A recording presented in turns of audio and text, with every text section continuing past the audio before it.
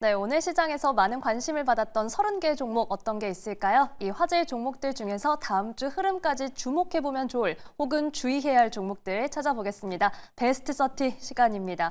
오늘은 외인과 기관이 다수 업종에서 매수세가 들어왔고 다양한 섹터와 종목이 부각됐는데요. 저도 오늘 베스트 30 준비하면서 이 종목 앞으로의 전략 궁금하다 싶은 종목들이 참 많았습니다. 연휴 앞두고 시장 점검해줄 두 분 소개하겠습니다. SK인베스트 송가람 대표, 장인투자클럽 이창대 대표와 함께합니다. 두 분 안녕하세요. 반갑습니다. 네, 오늘도 잘 부탁드립니다. 저희 베스트 30는 외인과 기관 매수 상위, 상승률과 하락률, 검색 상위까지 총 5가지 기준을 토대로 먼저 30개의 종목을 추려냈는데요. 이 베스트 30 지금 바로 확인해 보시죠.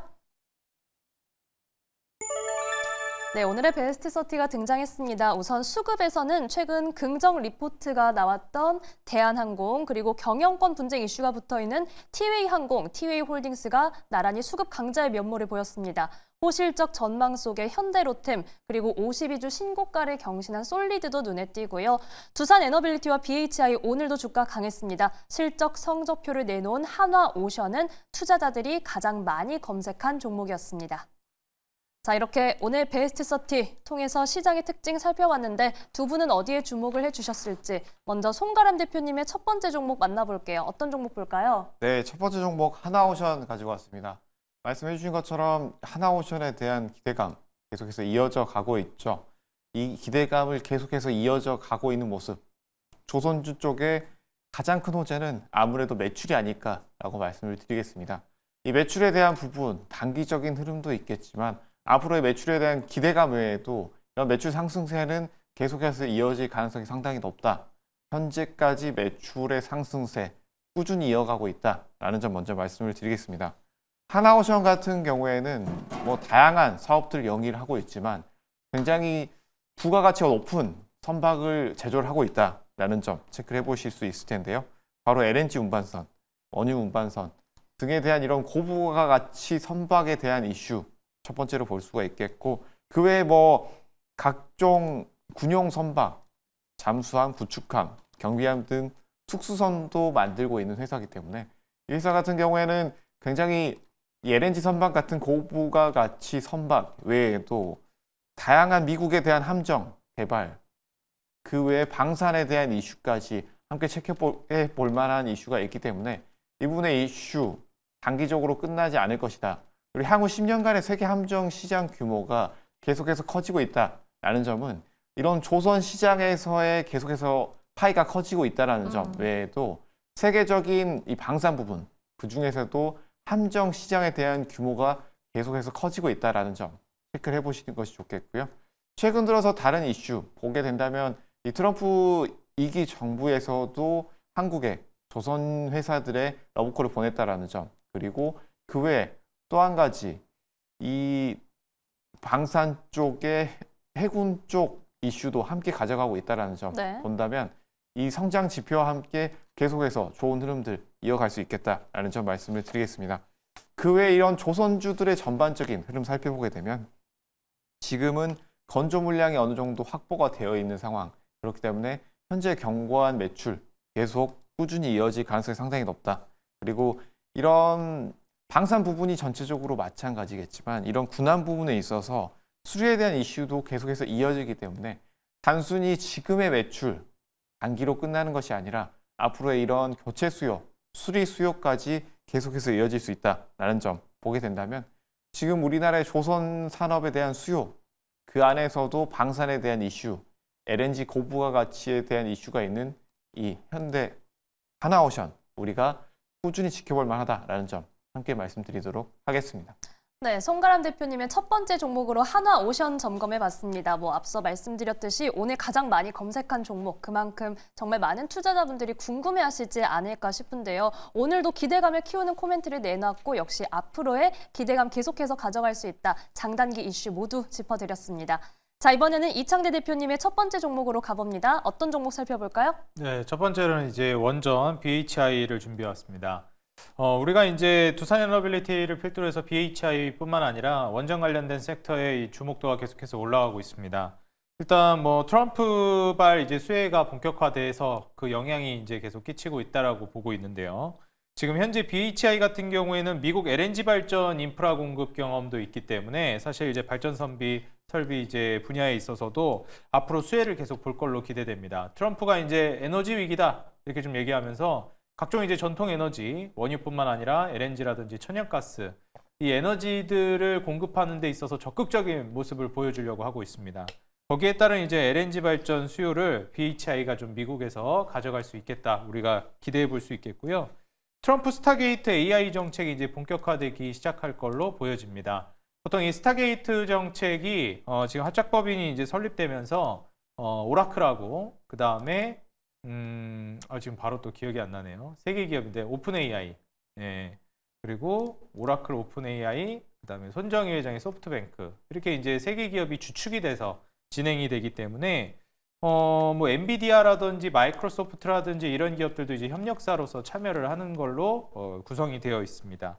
결국 이렇게 되면 이 합작법인의 목적성을 이제 어디로 가져가느냐? 지금 데이터 센터 수요 증가가 굉장히 많이 이루어지고 있는데 AI, 인공지능 데이터 센터 관련해서 인프라를 확충하는 데 일단 1차적인 목적이 있습니다.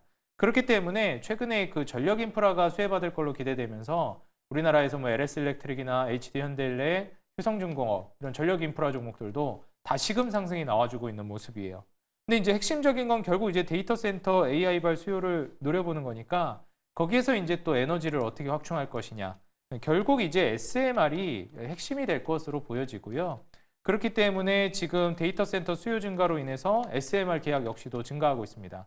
빅테크들 중심으로 지금 SMR 계약을 선점하기 위한 경쟁도 이제 치열해질 걸로 보여지고요. 앞서 말씀드렸던 이 에너지 비상사태 선포로 인한 수혜를 본격적으로 저는 BHI뿐만 아니라 원전 관련된 종목들이 받을 걸로 기대됩니다. 이 글로벌 LNG 발전 인프라 투자도 이제 본격화될 거기 때문에 미국의 이 LNG 발전 인프라 공급 경험이 또 강점으로 두드러지면서 우리가 이제 LNG 발전 수혜뿐만 아니라 SMR, 원전 수혜까지 같이 받아볼 수 있는 종목으로서 BHI를 눈여겨보시라 말씀드리는데요. 지금 현재 두산에너빌리티 대비해서도 주가가 상당히 많이 올라가고 있습니다. 그래서 이미 한 차례 고점을 찍고 나서 조정 주던 구간을 돌파해주는 모습이 나왔거든요. 그래서 혹시 돌파 매매나 이제 추세 매물대를 뚫는 거를 보시고 들어가는 분들이라면 지금의 현재 이 추세를 좀 주목해 보시는 게 좋겠다. 장기적으로도 원전 섹터는 우상향을 지속해 나갈 걸로 보여지니까요. BHI뿐만 아니라 두산에너빌리티나 한전 KPS까지 좀 묶어서 한번 보시기 바라겠습니다.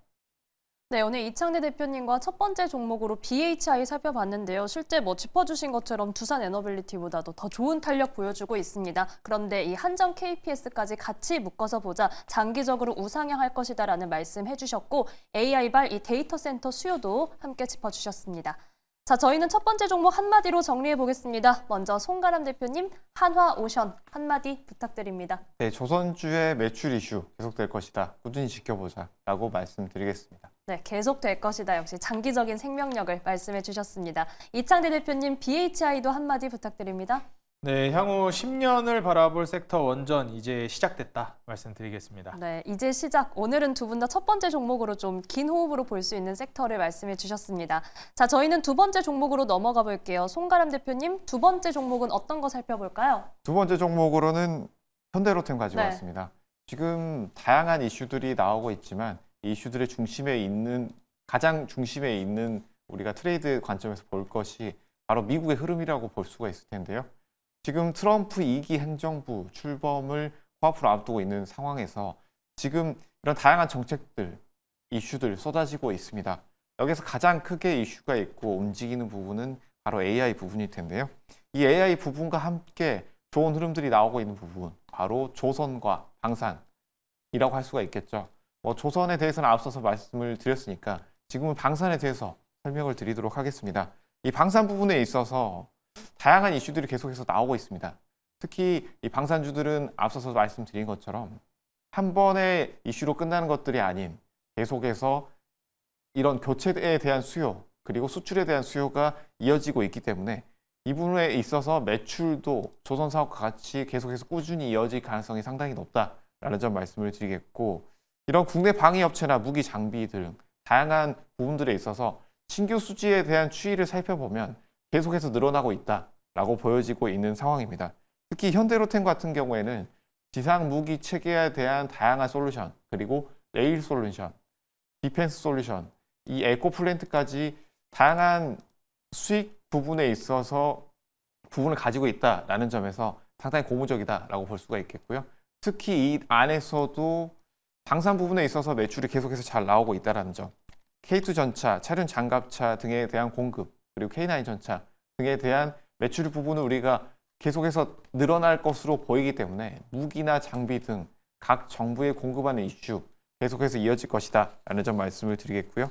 그리고 이 현대로템 같은 경우에는 실적 같은 경우에 계속해서 매출이 늘어나고 있다는 점 보게 된다면 지금 최근 들어서 이 조선 섹터, 방산 섹터가 계속해서 약진을 보이고 있다라는 점, 매출의 증가 부분이 가장 크다라고 할 수가 있을 텐데, 앞서 말씀드렸던 이 트럼프 2기 행정부의 정책과 맞물려서 이 부분은 계속해서 약진이 나오지 않겠느냐라고 보여지고, 지금 하지만 여기서 우리가 주의할 점도 한 가지 있다고 말씀을 드릴 텐데, 지금 아무래도 방산주를 우리가 본다라고 한다면 이 방산주들은 세계 정세에 대한 흐름에 따라서 많이 바뀐다라고 볼 수가 있겠죠.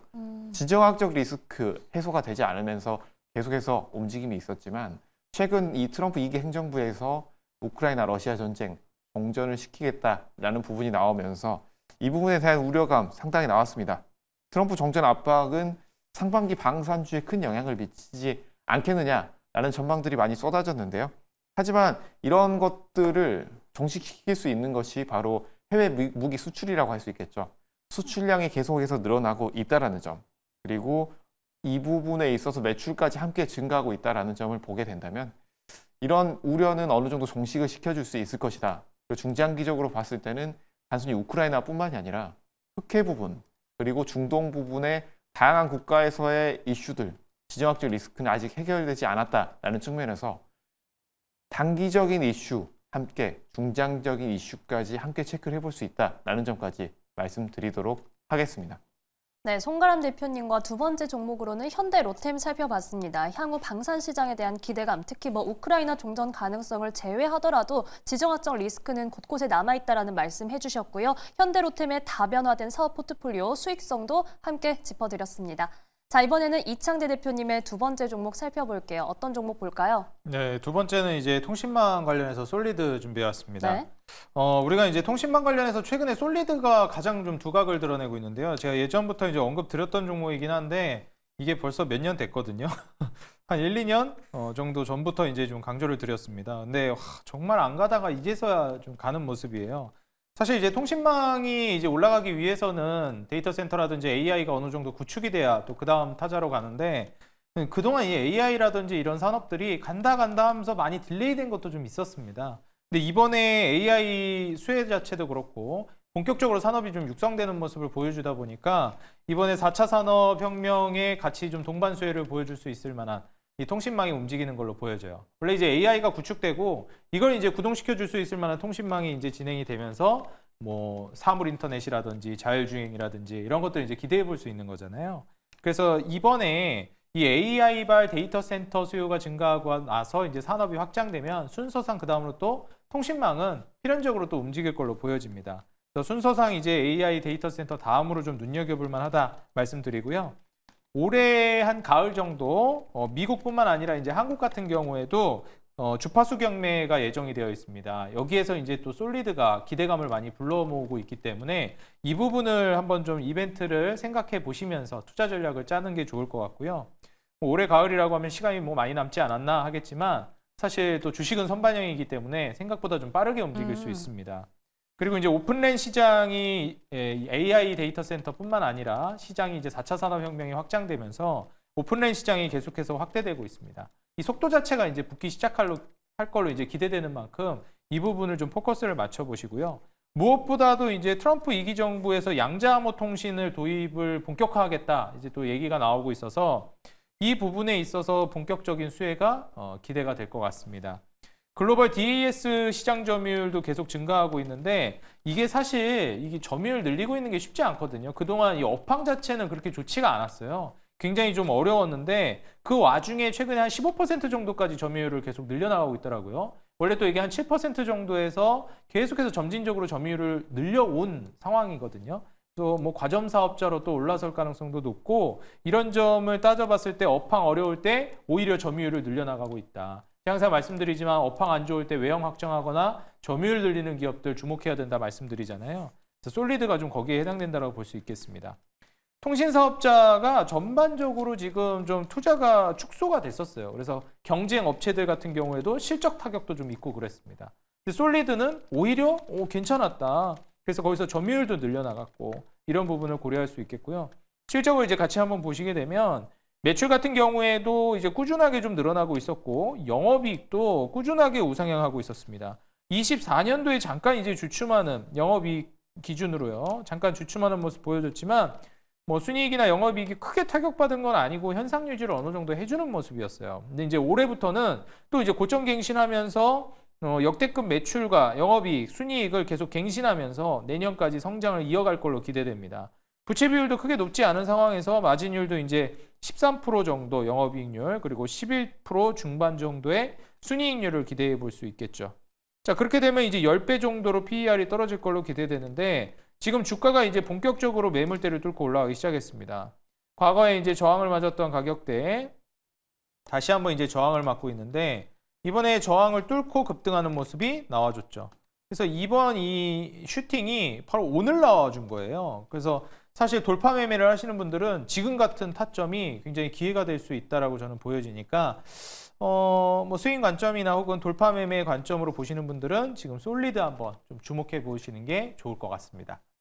네, 이창대 대표님과 두 번째 종목으로 솔리드 살펴봤습니다. 하반기 주파수 경매 일정 앞두고 주가는 선반영될 수 있다라는 점 말씀해 주셨고 업황이 힘들 때도 외형 확장을 해온 점 확실히 긍정적인 포인트로 작용을 하는 것 같습니다. 대표님 솔리드 앞전에 언급해 주시고 나서 확실히 그 이후로 시세를 좀 보여줬습니다. 대응 전략 한마디 부탁드립니다. 네, 사실 그 이전에 솔리드 언급해 드릴 때는 좀 선취매 관점으로 노려볼 수 그쵸. 있는 상황이었는데요. 네. 이제 지금 같은 타점에서는 돌파 매매를 하시는 분들이 타점 잡기에 좋은 자리라고 생각이 들어서 지금부터 그 위로까지 추세 상승을 계속 좀 노려보시는 게 좋겠다 말씀드립니다. 네, 이제는 투자 전략이 바뀐 시점인데요. 그래도 상방에 대한 기대감 계속해서 가져갈 수 있는 솔리드입니다. 자, 이번에는 송가람 대표님의 현대로템 한마디 들어보겠습니다. 네, 지속적인 실적 증가, 철도 사업 부분의 흑자 전환 이 부분 지켜보자라고 말씀을 드리겠습니다. 네, 역시 지속성과 흑자 전환 짚어주셨네요.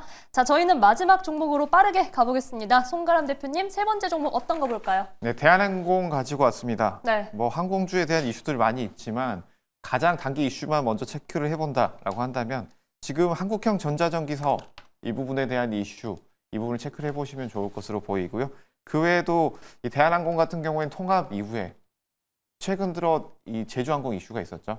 그 외에 이 LCC에 대한 이 로우코스트 항공 부분에 대한 지형도의 변화 이 부분에 있어서 이 두 가지 이슈가 함께 작용이 된다라고 했을 때 큰 이슈가 다시 한번 나올 수 있다라는 점에서 지금 꾸준히 지켜볼 만하다라고 보여지고 이런 항공주들 같은 경우에는 이런 단기 이슈들 외에도 우리가 주목을 해봐야 될 만한 점이 계절이나 유가, 환율에 비해서 굉장히 크게 변동성이 나오는 회사다라고 볼 수가 있습니다. 그렇지만 지금 매출 부분 살펴보게 되면 코로나 이전에 대한 부분에 있어서 어느 정도 상당히 회복했다라는 점 그리고 화물 운송량 이런 다양한 여객 운송량이 계속해서 증가하고 있다라는 점과 함께 매출액도 늘어나고 있기 때문에 중장기적으로도 충분히 우리가 지켜볼 만한 회사다. 밸류업 관련해서도 이슈가 있다라는 점을 말씀을 드리면서 이런 단기 이슈 같은 경우에는 이 전기 전자 사업 그리고 LCC 항공사의 재편 이 점까지 이 세 가지 이슈 체크를 해보시면서 중장기적으로 좋은 흐름까지 매출에 대한 이슈까지 챙겨보시는 것이 좋겠다라는 점 말씀드리도록 하겠습니다. 네, 송가람 대표님의 세 번째 종목으로 대한항공 살펴봤습니다. 개인적으로 느낀 점은 베스트 30에 대한항공이 등장하기 시작하면 좀 계속 등장하는 경향이 있더라고요. 그만큼 수급의 연속성을 잘 가져가는 기업인데요. 자, 이창대 대표님의 오늘 세 번째 종목은 어떤 거 볼까요?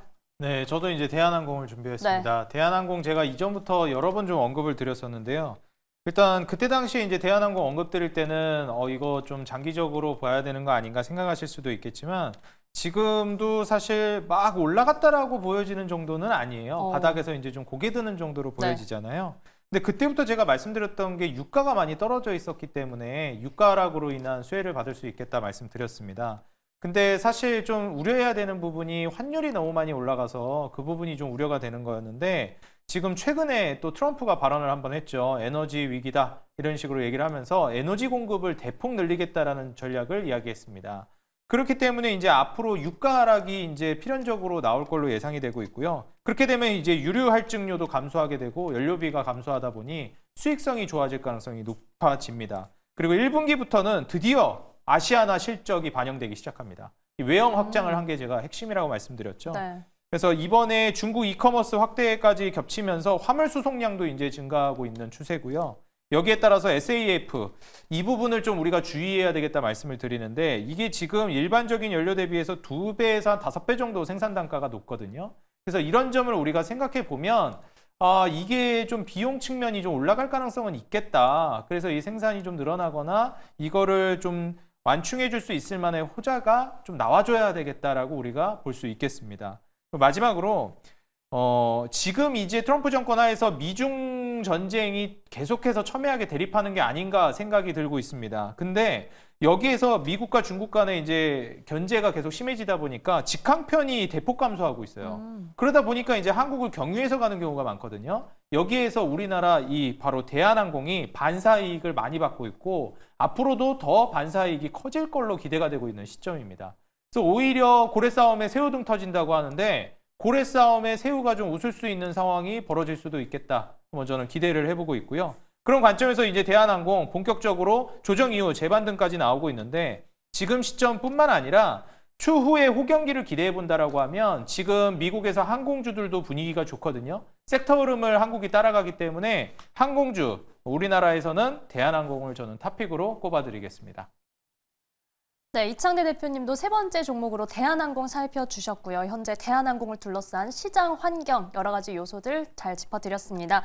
자, 저희는 마지막 종목에서 지금 일치했습니다. 대한항공에 대한 한마디 들어봐야겠죠. 먼저 송가람 대표님의 한마디 들어보겠습니다. 네, 국내 항공사들의 재편 그리고 꾸준한 매출 증가 함께 지켜보자라고 말씀드리겠습니다. 네, 꾸준한 매출 증가 강조해 주셨습니다. 이창대 대표님의 대한항공 한마디도 들어보겠습니다.